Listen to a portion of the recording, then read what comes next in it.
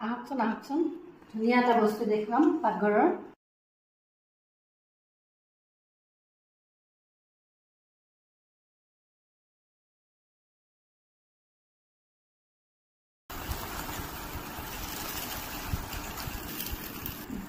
সকলোৰে সুবিধাজনক।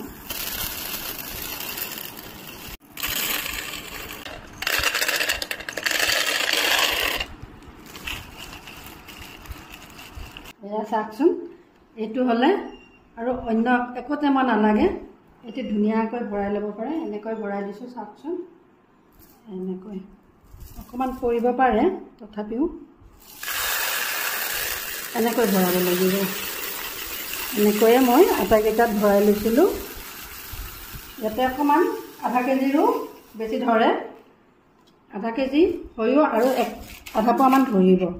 এনেকৈ মই আটাইখিনিয়ে ভৰাই লৈছিলোঁ।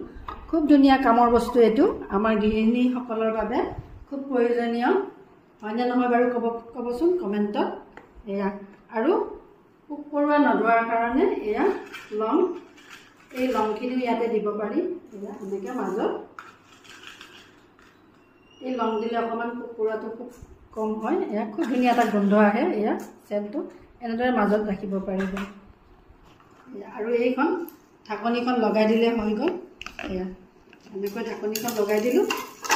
লগতে আপোনালোকক দেখুৱাম কেনেদৰে ৰাখিব লাগে, আহকচোন বাৰু। এয়া এনেকৈ ৰাখিলেও হয় পাকঘৰত। এয়া এনেকৈ এইখন ঢাকনি ধুনীয়াকৈ আছে। এয়া টেমাৰ খোল, এই চুচটো এনেকৈ পোন কৰি ল'ব লাগিব আৰু এনেকৈ বাকি দিব লাগিব। আৰু এনেকৈ বাকি দিয়াৰ লগে লগে এনেকৈ কৰে। আপোনালোকক যিমান ইচ্ছা সিমান ল'ব পাৰে। এয়া এনেধৰণৰ সঁচাকৈয়ে খুব ধুনীয়া কামৰ বস্তু, এনেকৈ ল'ব পাৰে। আৰু আপোনালোকক দেখুৱাই দিম, ইয়াতেও ৰাখিব পাৰে।